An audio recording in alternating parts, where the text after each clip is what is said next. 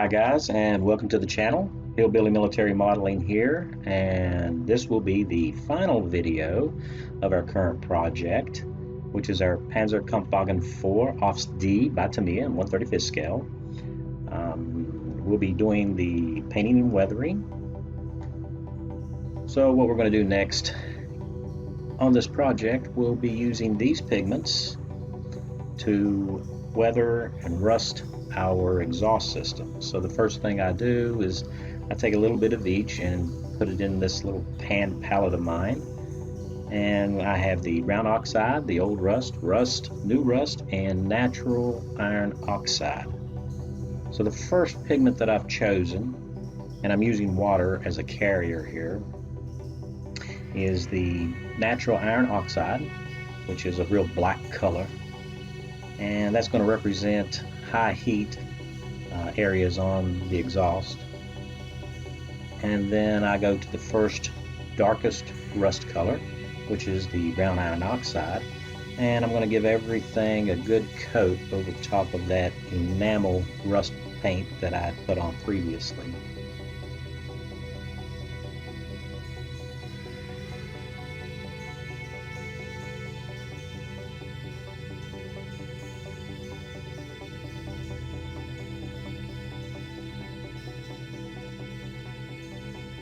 So I'm using a dabbing motion so that the pigments are sticking and staying in place. I just want to cover the surface with the very first color.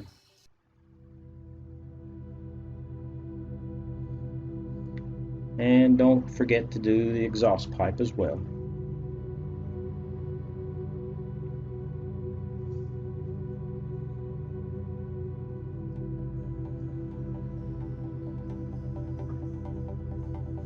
Now it's okay if it comes out a little lumpy, because rust is going to,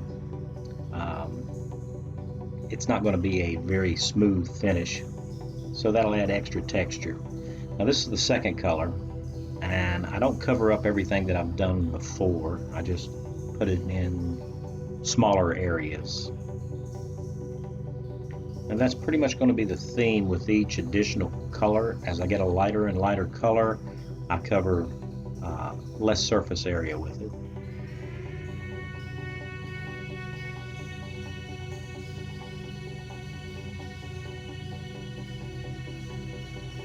And it pretty much all looks almost the same right now, but all those pigments are still wet.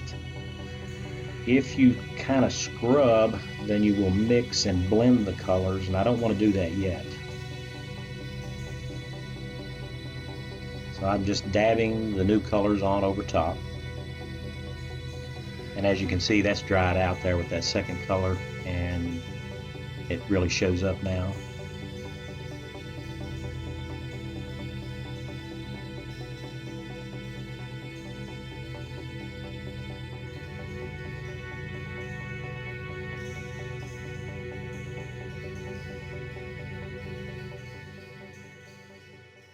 And we're just coming back in with a little bit lighter.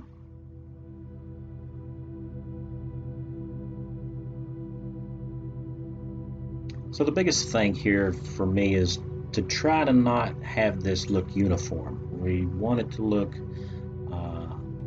splotchy, I guess is the word I'm looking for.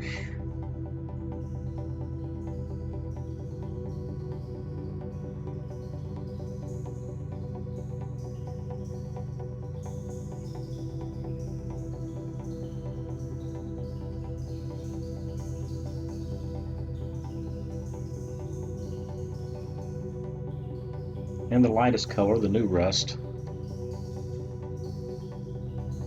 I'm applying where high heat would be, or right around like where the exhaust exit pipe is on the muffler, and corners of the exhaust pipe for our auxiliary power unit.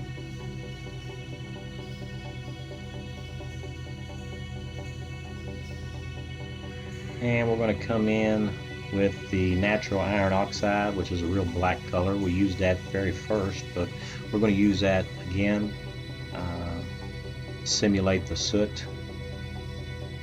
I'm trying not to overdo it here, because these were gasoline engines or petrol engines. And that's kind of what we end up with.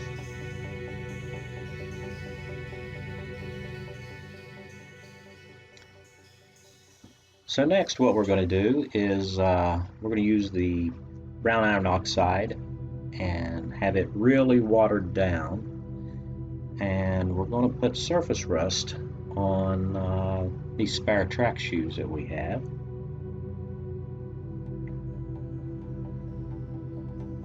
And with it being wet, it doesn't look like we're really applying hardly anything at all, but it is. Once it dries out, we will get a dark brown patina over top our spare tracks.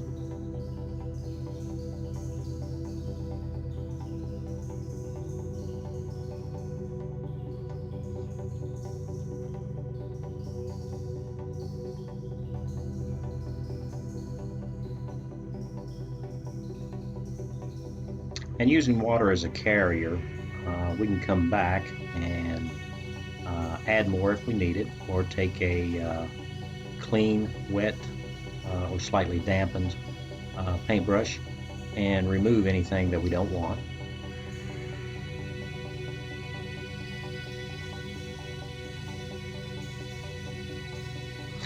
And you can see here where the shoes are starting to dry, how it's lightening up. I also use the same mixture to go over the tools and put just a little bit of rust on those.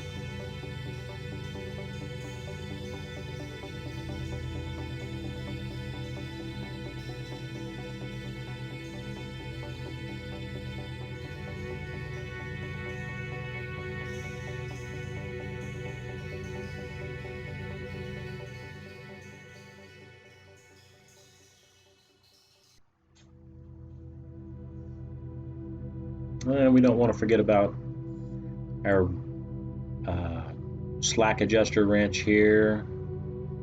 Put just a little bit of rust on it, real fine.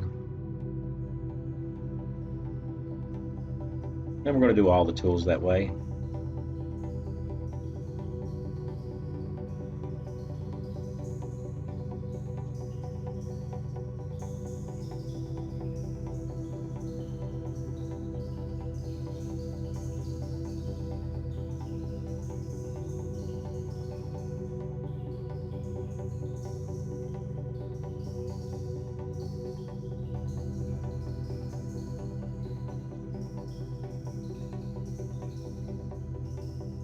And here's what we end up with. Now the important thing to remember is that when we do our final clear coat on this, that's going to tone down considerably. So if it looks a little stark right now, it's going to be fine later. If it looks really, really light right now, then what you're going to end up with is hardly anything noticeable at all. And so I'm going to go ahead and seal everything in. Up next is to use these pigments here, brown iron oxide, old rust, and new rust, to weather our tracks. Now previously these tracks were painted with the Vallejo black, and that flat acrylic paint will give us a textured surface that will help the pigments to stick to our vinyl tracks. The brush I'm using here is a stencil brush that you use for painting through stencils on walls and furniture. They're very cheap, but it's a very, very stiff brush, which helps me to stipple in the pigment powder and scrub it into the paint on the tracks.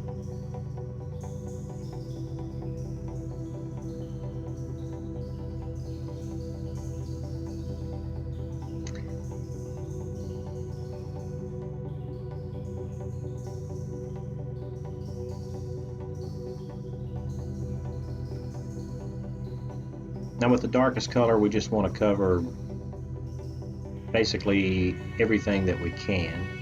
And don't forget to do the inside of the track as well.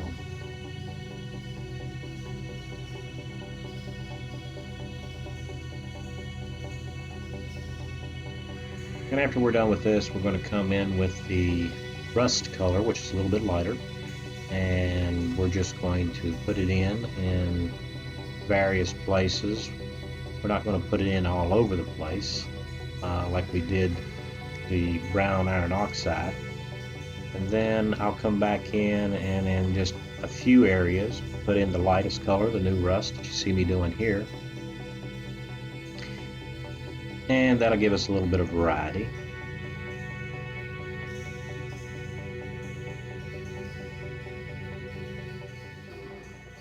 And here we have the result of our dry pigments.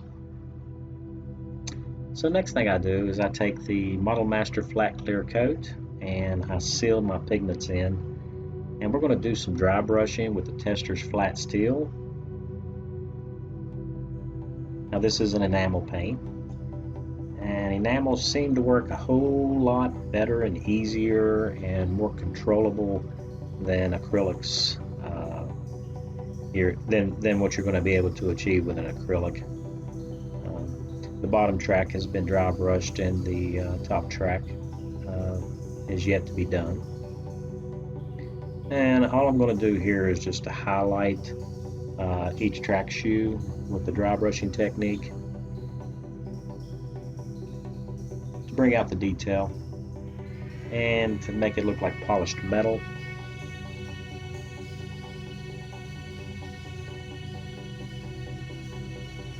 Which is what you're going to see on a track that's been traveling down a hard surface.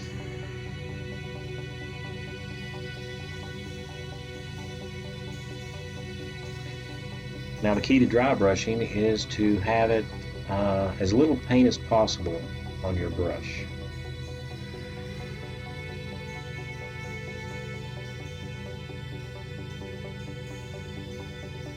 And you can see how that highlights the track shoes. Don't forget to do the inside, the guide horns on your shoes and the edges as well.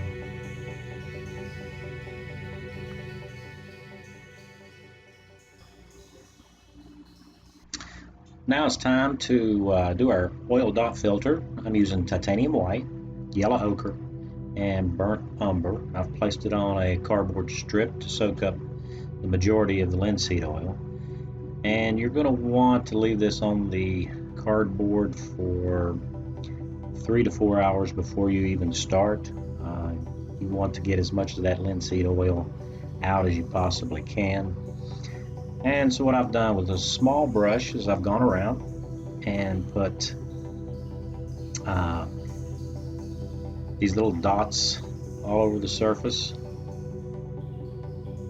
And then I come back with a wide angled brush, a fine brush, and I'm using enamel thinner to blend these dots into streaks.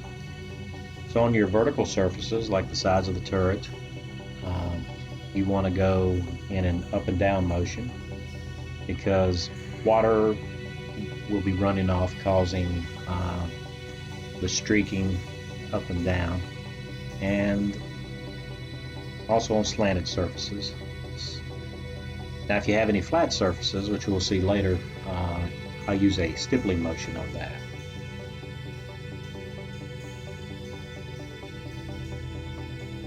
And here I've applied the dots, and I start blending these dots first on the glacis plate,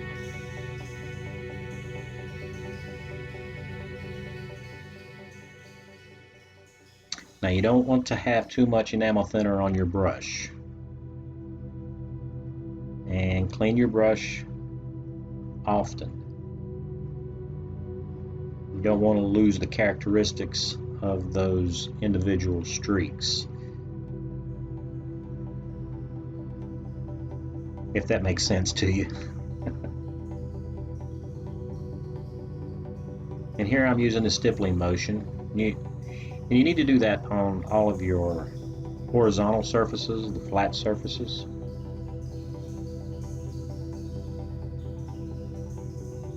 And we're just randomly blending this in.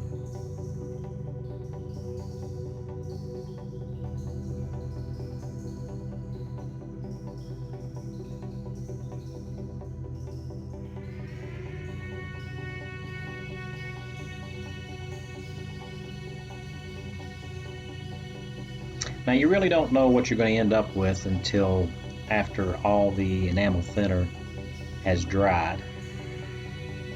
The good thing about oils is that you can come back in with a clean brush with enamel thinner and clean up any pigments that are too overbearing. But if you leave it long enough, it will be more and more difficult as time goes by to adjust those pigments.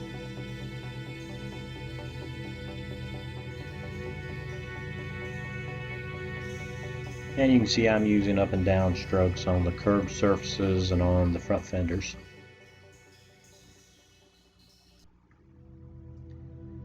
And with that, that's the oil dot filter method.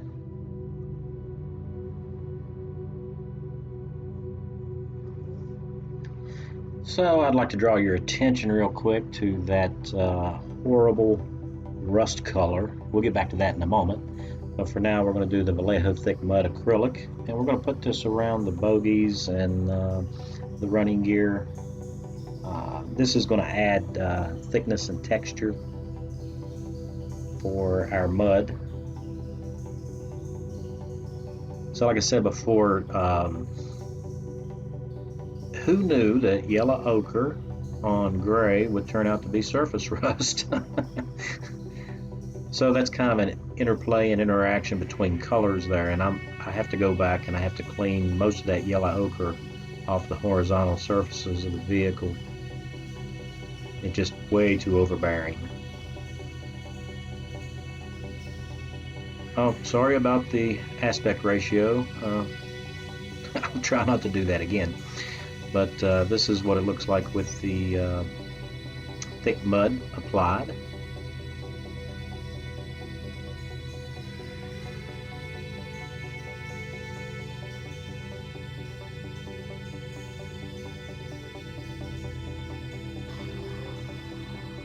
So now we're going to use Vallejo Earth Effects Dark Earth, Dark Mud, and Fresh Mud enamels. Now the thick Vallejo mud that we put on earlier is an acrylic and it dries really quick, so we'll be able to go ahead and start weathering with our mud.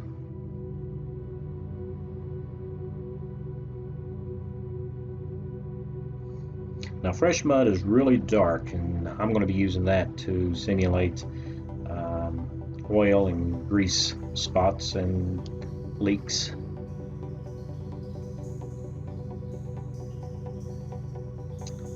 So here I've already applied the earth effects.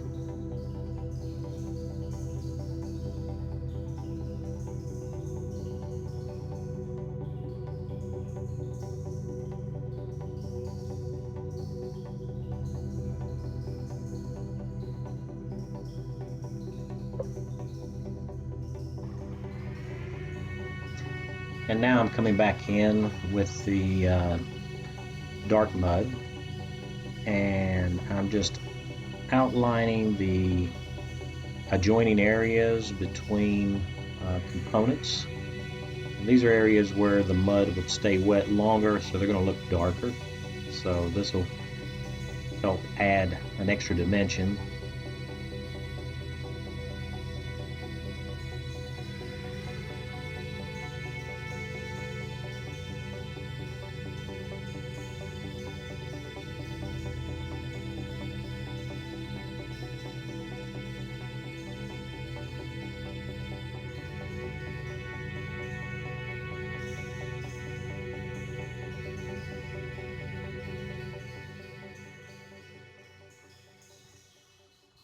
And so I do this around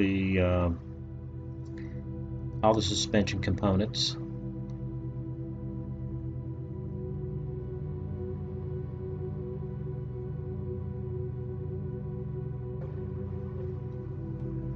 I also do this on the rear of the vehicle, just on the lower portions.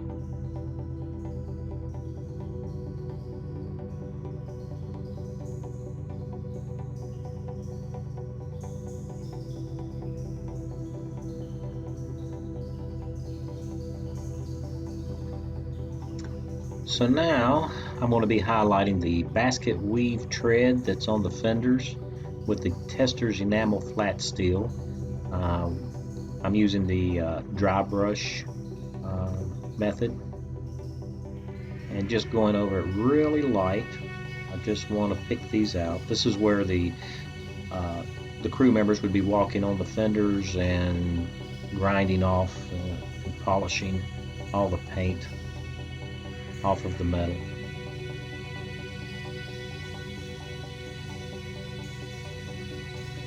Now for our oil and grease effects, I'll be using this AK Interactive Fresh Mud, and I'm going to be placing it around final drive covers, right on the edge of the seam where they're bolted together, and I'll do a couple of spots here and there. You don't want it to be uniform, so don't use it everywhere. Now I didn't show weathering the road wheels or the drive sprockets, but I use the same products for those.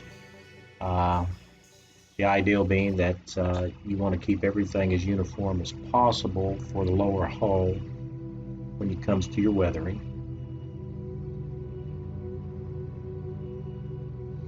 So next I'm going to take this AK Interactive Streaking Grime, and I'm going to use that to put in some oil dots next to the engine covers and on our front steering transaxle cover. I've also gone in with a lead pencil and highlighted like the grab handles and around on the jack. That's an item that will be used quite a bit. And I've also picked out a few small areas, sharp edges, to use the graphite pencil on. Now I'm going to use the stretch sprue method of making an antenna for our tank. And it's pretty simple to do. I'm using a tea light here for my heat source. Just soften the plastic sprue enough so we can stretch it.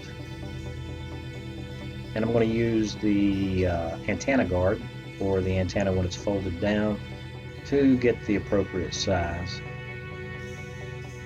And then I test fit my cut-off piece of stretch sprue, and I will glue this in place with a little bit of CA glue. And I come back in with German Panzer Gray and paint the antenna.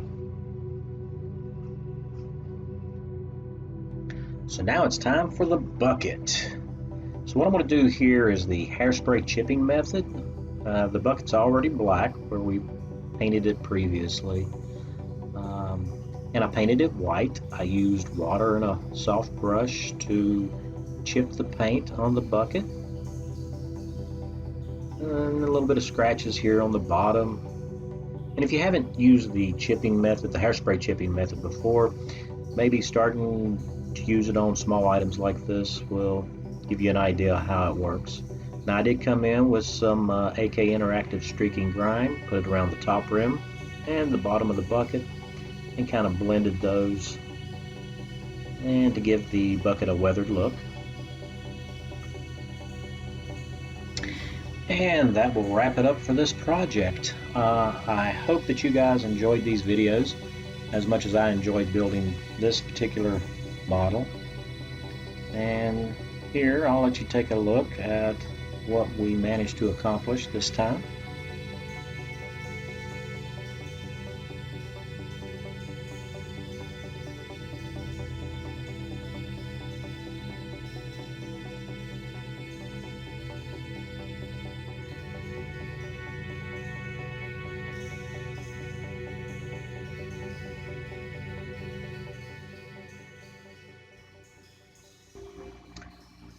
With every project, I try to stretch my ability to build a realistic model.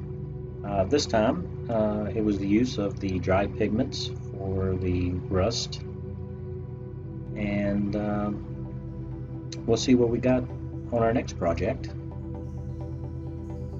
I'd like to take this opportunity to thank all of you that have subscribed to my channel. I appreciate the fact that you guys take the time to do that. And if you like this video, please smash that like button. And if you'd like to see and get notifications of future builds, go ahead and subscribe if you haven't. And so you guys stay safe, and we'll see you on the next one. Thanks for watching.